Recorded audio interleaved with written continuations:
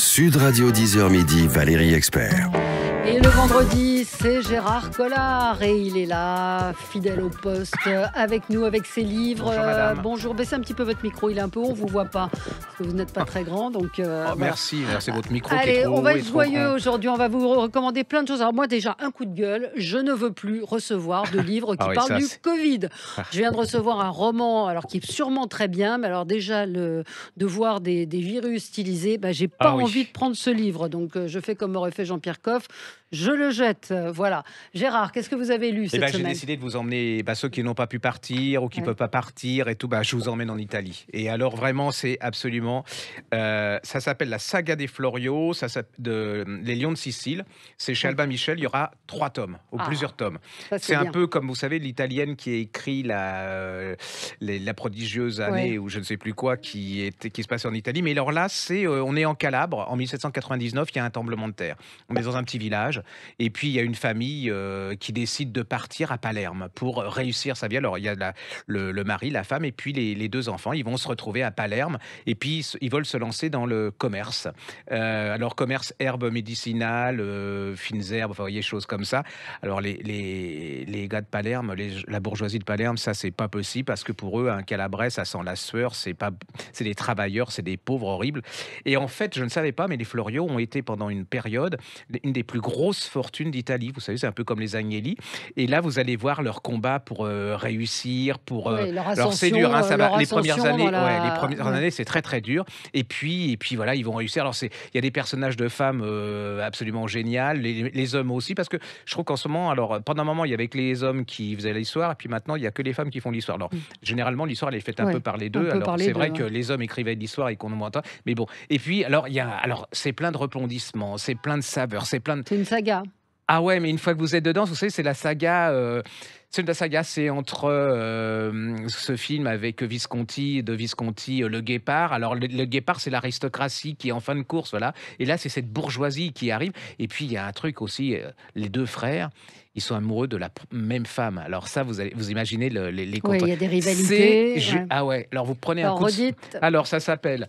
c'est la saga des Florio de Stefania Occi, Les Lions de Sicile, c'est chez Albin Michel. Vous prenez un coup de soleil.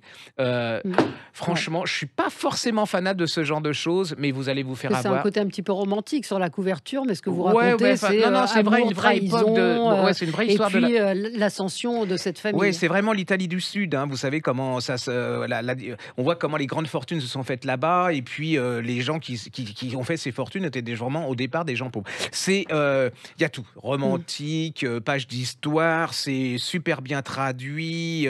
Voilà, ça s'appelle L'ami prodigieux. Je cherche exactement le titre, de Ferrante. Oui, si vous avez aimé L'ami prodigieuse, alors Ouais, allez-y. ou Le Guépard de Visconti, vous allez aimer tous ces plein de couleurs, de chaleur, voilà, ça sonne juste. Et puis, Oui. c'est pour vous ça. Ah, Mais alors. je vous le donne pas parce que j'en ai qu'un. Et Non, puis mais que je j'ai beaucoup. l'ai, Ah oui, vous mais l'avez je en l'ai plus. sur ma pile. Ouais, Il de descend pas beaucoup. Tommaso Melilli. Ça s'appelle L'écume des pâtes à la recherche de la vraie cuisine italienne. C'est chez Stock. C'est comme la couverture. Alors, Ouais. La couverture, on peut la décrire parce qu'on est à la radio. Ah oui, C'est un fond bleu poudre. Il y a une nappe à carreaux avec rouge vif, avec rouge et blanche, et puis oui. un homme qui est en train de Des tourner pâtes des pâtes. Voilà. Alors le monsieur, c'est sa véritable histoire. Ouais, C'est une ouais. sorte de biographie, d'autobiographie. Il s'appelle Tommaso Melilli. Alors, il vient Attendez, parlez pas si vite. Il s'appelle. Tommaso Melilli. Ouais. Il vient en France pour faire des études de littérature. Et puis, en fin de compte, il va bifurquer. Il va il va adorer la cuisine et il va devenir chef dans un grand restaurant à Paris. Et puis, il y a un moment, il est comme tous ces gens comme nous, pareil. Il se dit, je connais pas mon pays, je connais pas ma cuisine. Je veux retrouver pour être qui je suis. Il faut que je sache d'où je viens. Et donc, il repart. Et le monsieur, il repart. Il va faire tous les restos d'Italie. Il va faire le tour d'Italie pour découvrir la cuisine authentique avec les bons ingrédients et tout. Alors, Oui, vous allez le retrouver voir. ses origines et retrouver. Ouais, puis alors vous allez le voir, il va être on appelle ça les brigades, c'est-à-dire qu'il Ouais. il va devenir copain avec les chefs. Alors c'est toute l'Italie, c'est absolument. Ouais. Et puis alors c'est plein d'amitié. Alors pour vous, c'est ça, c'est-à-dire que vous allez voir, vous savez le faire, mais alors moi comme je suis nul, il y a la cuisson, je le marque parce qu'il y a la Oui. cuisson parfaite des pâtes, il y a comment préparer des artichauts, il y a les sauces. Enfin c'est savoureux, C'est savoureux, c'est tout ce que vous voulez. Moi, je suis ressorti de là-dedans et je me suis dit: Je vais aller en Italie. «Ouais» et la première chose que je fais dès que j'aurai le temps, c'est d'aller dans un restaurant italien et puis d'aller manger des bonnes Mmh. pâtes et tout. C'est vraiment, Alors, voilà, il a dit: «Je jouais l'italien, mais je n'avais jamais travaillé en Italie. Je ne connaissais pas ce qui se voilà. faisait là-bas dans le resto et encore comment la vie avait changé depuis que j'étais partie il y a 10 ans». Donc voilà, il est rentré Ah, au c'est pays merveilleux, et hein, franchement, pour me faire aimer un diable de cuisine, faut faire très moi fort. Enfin, aussi, j'ai vous aimé, êtes un oui. peu Enfin, il y a des trucs, sensible quand mais même. franchement, là, c'est Donc, voilà. il était écrivain et parce qu'il publiait des Oui, chroniques des chroniques, également. Il ouais. s'appelle Tomazzo, donc T-O-2-M-A-S-O Melilli et ça s'appelle L'écume des pâtes, évidemment référence, vraisemblablement à Boris Vian, Ouais et également et c'est chez Stock et c'est donc vivant, hein. Ah, vous bah, êtes je vais le complètement prendre, dedans. vous m'avez donné envie de le Franchement, lire. J'ai pensé à vous Gérard. oh, Petit traité du lecteur, un libraire ah raconte ce oui, que le vôtre pense peut-être tout bas. si vous saviez. C'est chez Autrement. L'auteur, c'est un Anglais, il s'appelle Sean Beatle, B-Y-T-H-E-2-L. Ce sont des petits portraits de visiteurs de Ouais, librairie. Donc, il y a des types il y a des types de clients oui. que vous devez bien connaître, Oh oui, entre celui ou celle qui croit que la librairie, c'est une garderie, qui abandonne son gosse, ou une cabine téléphonique. une cabine téléphonique, celui qui sait tout, Ah tout, oh, c'est le et pire. celui Il qui va sait vous apprendre tout. votre métier. Ah oui, Voilà, ce sont des portraits de casse-couilles, il n'y a pas d'autre mot. oui. Alors non, il y a de Alors la ceci dit, tendresse. Non, non, les il a de 3 la quarts, même tendresse. plus que les 3 Ouais, quarts des gens sont absolument chaleureux, absolument. Il y sympas, a des histoires ça devient très émouvantes oui, absolument. où lui il raconte, parce c'est un libraire écossais, il a une librairie de livres anciens, enfin de livres d'occasion. D'ailleurs, c'est assez joli ce qu'il dit sur les livres D'occasion, d'occasion. ouais. Et donc, les gens viennent parfois chercher des choses un petit peu rares et il raconte comment il s'est trompé parfois en rachetant pas très cher un livre, en le revendant pas très cher et en voyant qu'il était passé à des milliers de livres en vente aux Mais c'est enchères. plein Mais d'humour c'est et beaucoup puis d'humour. c'est Ouais, très plein d'empathie aussi, hein, ouais, parce que derrière ouais. cette espèce de catégorie puis moi, les clients, la majorité, enfin les lecteurs et les lectrices, moi ça Vous tissez un lien avec eux. bah Ouais, oui, et puis là, la plus belle preuve, ça a été quand le premier confinement s'est arrêté et que les librairies ont rouvert. Ce que l'on n'imaginait pas, c'est les gens pleuraient, quoi. C'était ouais, comme, là, à mon avis, ça va faire comme quand les gens vont retourner au restaurant. C'était vraiment le manque absolu, quoi. ouais, C'était, ils en ont acheté, enfin rien, on sentait le manque, vous savez, comme ouais. vous êtes un drogué, que vous êtes en manque et que vous voilà, c'était un c'est un des plus beaux moments de ma vie, c'est cette, fin de confinement. Fin de On a confinement où les gens redécouvert sont les gens. revenus et les clients Ou sont oublier revenus. ou un peu Mais oublier la pudeur et voilà de vous dire que c'est un peu ils comme vous les gens que aiment. vous aimez, vous Voilà, le dites pas et puis là, c'était voilà. tellement énorme que voilà, c'était un Je suis très contente de vous voir toutes les semaines, Gérard. ouais, Voilà. merci. Petit traité du lecteur, un libraire raconte ce que le vôtre pense peut-être tout bas et en dessous, la couverture est très chouette, très gaie et on voit quelqu'un qui dit: «Bonjour, je cherche un livre bleu». Voilà. Ça, je pense que vous auriez de quoi faire un livre sur les choses qu'on vous a demandées Ou alors dans vous le même genre. avez, bonjour, et là vous dites: «Ah vous voulez le radin?» Il fait: «Non, non, je veux l'avare». Alors, voyez, vous avez Oui, plein de choses oui, comme ça, faut se trouver alors par contre maintenant, faut ouais. pas faire beaucoup d'humour parce que les gens Oui, ils sont, oui, voilà, ils il ont y en a pas beaucoup beaucoup. qui voilà. C'est chez Autrement et allez-y. Moi, je suis d'humour très joyeuse aujourd'hui. J'ai que des livres un petit peu gays. Il y a Jean-Loup Chifflet, Celui-là est très bien aussi. magasin pittoresque de la littérature française chez Plomb. Magasin pittoresque, j'aime bien parce que c'est ce qu'on appelle normalement des miscellanées, Ouais. mais je trouve que ce magasin pittoresque a beaucoup plus de charme et donc c'est autour des écrivains, de la littérature, des points communs. Par exemple, je vous donne Dernier souffle, François Rabelais, mort à 70 ans. Tirez le rideau, la farce est terminée. La dernière phrase, donc Alfred de Musset, dormir enfin, je vais dormir. Charles Baudelaire, non, Crénon, il est mort à 66 ans. Il y a plein de choses, j'ai pas fait de sélection, mais c'est vraiment, si vous aimez la littérature, si vous aimez les écrivains, vous allez tomber dans ce livre et découvrir tout un tas de choses. Par exemple, en combien de temps Marcel Proust a écrit À la recherche du temps perdu? 16 ans. Oui. Victor Hugo, 12 ans pour Les Misérables. Pierre Lemaître, 18 mois pour Miroir de peine. Boris Vian, 3 mois pour L'automne à Pékin. Voilà, c'est plein de petites choses inutiles, mais Oui, mais c'est amusantes sur la sympa. Puis pour littérature. les dîners, c'est sympa aussi. Voilà, Une voilà. petite baisse de trucs, hop. Voilà, on sort ça et il y a plein de choses. Donc ça s'appelle Magasin pittoresque de la littérature française, Jean-Loup Chifflet et c'est chez Plomb. Vous avez une BD là, hein? Oui, j'ai une BD. Vous l'aimez, vous aussi? Ouais. Vooch, le grand tourbillon de la vie. Alors, figurez-vous que Vooch, il dessinait dans Le Point. Il est extrêmement populaire parce que ses dessins sont d'actualité. C'est un livre qui était paru en 98. Vous vous rendez compte, 98. Ouais. 23 ans après, il a repris ce livre. Il a retiré quelques dessins qui n'étaient plus d'actualité. Et ça n'a pas vieilli. Sauf que ça n'a pas vieilli Non. du tout, du tout, du tout. Ça commence par un psychiatre avec sa patiente, avec toujours ces couleurs formidables. Il dit, en ce qui me concerne, votre analyse est terminée. J'ouvre une pizzeria. Voilà, ce sont des petits dessins. En une phrase, il dit tout sur nous, sur notre société. C'est formidable. Un couple qui rentre dans une agence de voyage. Nous souhaiterions partir 3 semaines aux Canaries, si possible, avec l'inspecteur Derrick et son chien Rex. Il y a de l'absurde. Mais et en plus, les illustrations, moi, je trouve qu'on peut les encadrer. Enfin, on ça, pourrait c'est une peinture de les chacun. découvrir parce Ouais. qu'en plus, le papier était extrêmement beau. C'est glacé. Il y a énormément de choses sur les écrivains, Ah ouais. sur les psychiatres aussi, où on a un analysé qui est sur son petit divan à côté du psychiatre. Vous faites d'abord revenir les oignons émincés, ensuite vous déglacez avec le vin blanc, puis vous intégrez votre coulis. Voilà, c'est tout ce qu'il a à dire. Ouais, à son non, psy. mais il y a un imprimeur qui a imprimé, c'est le moment de le dire, les illustrations, Ouais. et ça marche très, très, très bien. Les gens Ouais. adorent Ouais. ce Ouais. dessinateur. C'est un dessinateur à part entière. Hein. Ouais, vraiment, c'est formidable. Il s'appelle Vouch, si vous ne le connaissez pas, allez acheter cet album, c'est au Cherche Midi. Gérard, une découverte? Ouais, non, simplement parce que j'ai beaucoup parlé de Napoléon, alors on va m'en reprocher que je suis trop d'un côté. Oui. Alors, on en fera plusieurs, parce que là, chez Folio, ils ont fait paraître plusieurs choses. Là, ils ont fait paraître La Commune des écrivains. C'est tous les anthologies. Alors, c'est une anthologie qui a été établie par, il faut le dire, hein, parce que c'est quand même eux qui ont fait le boulot, Alice de Charentonnet et Jordi Brahamcha-Marin. C'est chez Folio. Et c'est tous les grands écrivains, les grands textes qui ont été écrits sur la Commune. Alors, il y a tout, hein, ça va de Flaubert, tous les grands, Maupassant, il y a vraiment absolument tout.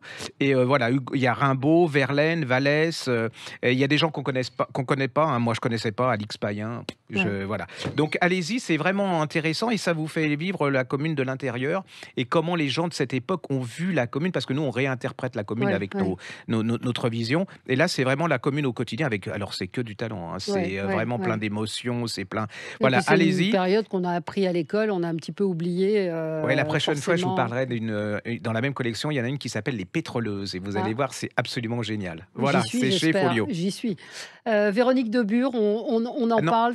On en parle peut-être la semaine prochaine, hein, parce que celui-là, je me le garde pour une émission entière, parce que ça va être le succès de l'année. C'est vraiment le... C'est pour ça, j'avais très envie d'en parler, mais Un amour retrouvé, Véronique Debure, c'est celle qui avait écrit Le clafoutis aux tomates cerises. On en reparlera la semaine prochaine. Voilà, c'est un teasing, en tout cas, on a adoré ce livre. Allez-y, comme ça vous pourrez participer à notre émotion. Nathalie Riquel, c'est la fille de Sonia Riquel, mais c'est plus que ça. Elle a publié un joli objet. Ça s'appelle Talisman à l'usage des mères et des filles chez Flammarion. Je dis que c'est un objet parce que c'est un livre. Elle a ouvert son tiroir à secret. Sa maman lui laissait des mots, Sonia Riquel, la grande couturière. Pour toi, ce livre, maman, elle avait une écriture incroyable. Elle lui mettait des post-it un petit peu partout. Donc elle reproduit les dessins. Et c'est une manière pour Nathalie Riquel de se souvenir de sa mère. Sa mère, par exemple, il y avait ce dessin, si vous nous regardez sur Facebook ou YouTube, ne mets pas ta fourrure, j'ai la mienne, lui dit sa maman, signé maman le 2 septembre. Et elle lui répond, je mettrai ma fourrure si je veux, tu n'es pas ma meilleure amie, tu es ma mère, non maman. Donc c'est une relation très étroite qu'elles avaient entre elles. C'est un livre très poétique, c'est un hommage évidemment à sa mère. Toi, tu as inventé la beauté rayée, la beauté cachée, la beauté de pas tous les jours. J'ai adoré ce livre, j'ai passé un bon moment. En plus la couverture c'est un joli objet. C'est un bel objet. Elle est en tissu orange, talisman à l'usage des mères et des filles. Il y a la fête des mères qui approche. C'est un joli cadeau. Absolument. Voilà, c'est un joli cadeau. C'est un hommage aux femmes, aux mères et aux filles. Simplement, je voulais vous dire, parce que vous êtes déjà de plus en plus nombreux à nous regarder il y a les podcasts et sur YouTube, et allez-y si vous voulez revoir l'émission, parce que j'ai plein de gens qui me disent, mais où est-ce qu'on peut... les livres. Voilà, vous allez sur YouTube ou sur le podcast de Sud Radio, et vous les verrez, c'est super sympa. Il y a Valérie qui est en 3 pieds et en vrai, et voilà, c'est absolument merveilleux. Non, mais c'est sympa de nous voir et de voir les couvertures des livres. Donc c'est vrai qu'on fait de la radio. On a eu Laurent Gérard cette semaine qui râlait en disant on fait de la radio, pas de la télé. Mais malgré tout, là, vous pouvez voir les couvertures des livres sur YouTube, sur la petite librairie. C'est plus humain quand même. Alors, plus Oh, sérieux, de oui, l'économie? alors juste pour une fois que je tiens quelqu'un, Ouais. un économiste, déjà qu'il soit lisible. Mmh. Parce que souvent les économistes, il faut avoir fait Ouais, 10 ans d'études et on comprend rien du tout. Et en plus, qu'il soit pas pessimiste, ouais. c'est-à-dire, c'est Philippe de Sertine, c'est le grand basculement, ça, le sous-titre, c'est «Quel sera le monde d'après?» chez Robert Laffont. Alors, il dit pas que c'est ce qui va se passer, mais selon lui, c'est déjà ce qui commence à se passer suite au Covid. Et donc, pour lui, c'est la fin. Là, à notre époque, on est à la fin de la révolution industrielle, les 2 siècles depuis la révolution industrielle. Et cette pandémie a changé un peu la façon de voir les choses, du fait même que l'économie s'arrête. Et on s'est rendu compte que quand l'économie s'arrête, en fait, eh bien, au niveau écologique, au niveau, voilà, il y a plein de choses qui vont rentrer en cause, oui, en cause, et qui vont rechanger la direction du monde, la façon de voir les choses, des façons de, les nouvelles générations qui sont commencées à vivre. Je ne sais pas si vous avez remarqué, mais Ouais. les gens désertent un peu les villes, enfin les centres Ouais, de ouais, villes ont pour envie aller. de quitter. On avait un restaurateur cette semaine qui nous racontait la difficulté à trouver des gens qui aujourd'hui veulent travailler dans les restaurants parce que c'est un boulot qui est mal Ouais. payé, parce qu'ils n'ont pas d'horaire et donc des gens qui ont pris conscience qu'ils avaient peut-être envie Alors, d'une autre il vie. souligne aussi, c'est que c'est aussi à 2 vitesses, hein. Il y a les gens, qui sont connectés, comme on dit, citadins, qui ont un Mmh. certain niveau d'études et tout. Alors eux, ils ont une facilité incroyable pour changer de moyens de vivre Mmh. et de façon de vivre. Mais alors, il y a tous ceux qui ont été impactés, les plus pauvres, hein, les plus, modestes d'entre nous, qui étaient, avec le covid, c'est eux qui ont payé la grosse part, hein, du truc. Et lui, alors là, il explique que ça sera beaucoup plus compliqué, beaucoup plus dur, et que c'est à les générations à venir, plutôt la génération qui vient, qui va changer ce monde. Alors, est-ce que ça sera vraiment ça, ou est-ce que c'est un livre d'anticipation? J'en sais rien. Enfin, mais Ouais, c'est mais vraiment. lui, il est optimiste et il dit que la pandémie, finalement, a été une chance, Oui, absolument. pour l'économie et que, on n'est pas forcément non plus sur un modèle de décroissance. C'est ça qui est Non, intéressant et dans ça son vous livre. donne aussi, moi je trouve qu'on sait, là en ce moment on a le nez sur le guidon, dans le guidon, et on ne sait pas où on va. Et là il nous ouvre des portes, il nous ouvre. Et puis je vous dis, c'est accessible à tous. Mmh. Je Ouais, l'ai compris. Donc, ouais. alors voilà, ça, je vous dis que ça va être possible, pas possible, et vous dites voilà, et ça permet d'analyser la situation économique et politique de notre époque à travers son. C'est un bon analyste, hein, il n'y a Ouais, pas à ouais, dire. ouais, brillant. Et puis là, ils sont très très peu nombreux à Oui, avoir cet avoir art de cette la vision vulgarisation, et de une la vision en même temps que l'art de vulgariser. c'est chez qui? Le Grand Basculement, C'est chez Robert Philippe Laffont. Philippe de Sertine, Robert Laffont. Quel sera le monde d'après? Une analyse brillante Ah et oui, intéressante, et voilà, et à la hauteur de tout le et monde. puis Enfin, il est pas donneur de leçons. ah non, Il a non, non, une pas du tout. analyse, il a que ce côté pédagogique. Il est Oui, prof, puis également, et donc il a beaucoup plus de recul sur lui-même, c'est-à-dire qu'il accepte de dire qu'il voit ça comme ça, mais que c'est pas forcément comme ça. Mais allez-y, parce que franchement, moi, ça m'a, voilà, depuis que je regarde les informations, je les vois un peu différentes. voilà. Et puis un petit dernier pour Alors la un petit route? on va tomber, ah oui, mais alors c'est pas Ouais. très optimiste. C'est Liang Hong, ça va un peu avec l'autre. Si la Chine était un village chez Piquier, c'est l'envers du décor de la Mmh. Chine. C'est-à-dire que c'est la Chine des campagnes. Mmh. Parce que quand on parle de la Chine, on parle Pékin, Shanghai, tous ces gens. Mais là, tous les gens qui sont à Shanghai, les petites mains, tous ces gens qui sont pas beaucoup payés, cette nouvelle classe moyenne, elle vient d'où? Elle vient des petits villages et de la Ouais. campagne. Et vous allez voir comment dans les campagnes chinoises, c'est absolument Ouais, dramatique. c'est Vous terrible, allez voir la corruption, terrible. la misère, la difficulté d'exister, puis l'émigration des jeunes, c'est-à-dire ils vont se retrouver par millions dans les villes chinoises comme Pékin et Shanghai, où ils vont être quand même relativement exploités, c'est le moment de le dire. Ouais. Ça se lit pareil que le de Sertine, Mmh. c'est vraiment, vous êtes dedans, elle est retournée dans son village, et elle a été revoir les gens qu'elle a connus quand elle était plus jeune. Et Et puis il voir, y a ouais. tout, ça va du Parti communiste aux paysans, à son copain ou à sa copine d'école. C'est vraiment nous on le vend très très bien, Mmh. et les gens reviennent l'acheter parce qu'ils ont trouvé que voilà, ça donnait un contrepoids à ce que la richesse, elle n'est pas forcément que là, c'est pas le côté paillette, mais Ouais. il y a un autre Il y côté, a un hein. autre côté, un autre Ouais, aspect. ouais, ouais. Donc ça s'appelle C'est Si la Chine était un village c'est de Hang Hong, je vois pas c'est le de nom. Liang Hong, Liang c'est Hong. chez Piquet, puis il faut dire que c'est traduit du chinois par Patricia Boto, parce que c'est important et C'est c'est très bien important la traduit. traduction. Ouais. Allez, pour finir sur une note d'humour, PTDR, vous savez ce que ça veut dire? Non. PTDR, ça veut dire péter de rire. Ah. Julie Mamoumani. Alors, Julie Mamoumani, c'est aux éditions, alors des éditions de Jouvence. Elle, Ah oui, je vois alors, aussi. elle est, alors c'est une drôle d'histoire. Elle était sur Instagram, comme beaucoup de gens, et elle avait 5000 abonnés. Et elle est passée à 70 000 followers sur Instagram en publiant toutes ces petites blagues, vous savez, qu'on Ah ouais, s'envoie ouais. et qui nous faisaient rire pendant le confinement. Donc, elle a eu l'idée d'en faire un vrai livre. C'est-à-dire que c'est pas juste une compile de, Comme certains, comme oui. certains qui reprennent. D'ailleurs, Ouais. je pense qu'en termes de droit, parce qu'elle met pas beaucoup de photos, en termes de droit, ça doit pas être terrible. Donc, elle a repris certaines de ses blagues. Et puis, sur chacun de ces thèmes qui nous ont, qui ont été, qui nous ont touchés pendant le confinement, la beauté, la santé, l'amour, les chats, très populaires sur Instagram. C'est un petit livre très joyeux. Vous voyez, c'est en orange. Si vous nous suivez aussi, vous allez retrouver à la fois des analyses, mais en même temps toutes ces petites blagues qui ont fait son succès. Ça fait du bien. Elle se dit Mm. elle est dealeuse de bonheur et je Ah, trouve que ça c'est lui pas va mal. très Ouais. bien. Ça s'appelle PTDR, pété de rire. Elle s'appelle Mamouze sur Instagram si vous voulez Mm. la suivre. Julie Mamoumani, ça fait du bien, c'est drôle. Il y a même Bernard Werber et Delphine Orvillère, Caroline de Maigret qui donnent leur point de vue. Donc C'est il y a un bien. petit peu de tout Ouais. là aussi. Ouais, C'est ouais. un genre de miscellanée. Ouais. Moi, ça m'a fait beaucoup rire. Le chocolat est notre ennemi, mais fuir devant l'ennemi, c'est lâche. Je mange le Nutella à la petite cuillère parce que le pain fait grossir. Ce sont toutes ces petites blagues qu'il y a eu, mais qui sont parfois un petit peu plus profondes que ce qu'on pense. Voilà. Et ben on a fini. Puis Eh la ben semaine voilà, on prochaine, se revoit la semaine prochaine. le livre. Ah oui, alors si Ouais, vous le voyez dans ouais, votre librairie, Un ouais, amour retrouvé de Véronique Debure chez Flammarion, ouais, et puis un clafoutis ouais, aux tomates cerises, vous ne vous posez ouais. pas de questions, Et vous y parce que allez. ça va être notre gros coup de cœur de Gros l'année, coup de ça. cœur de l'année, Pour de la rentrée, enfin l'été, pour l'été de et tout. l'été, Oui, absolument. pour l'été. Merci Gérard. On se retrouve dans un instant pour commenter l'actualité.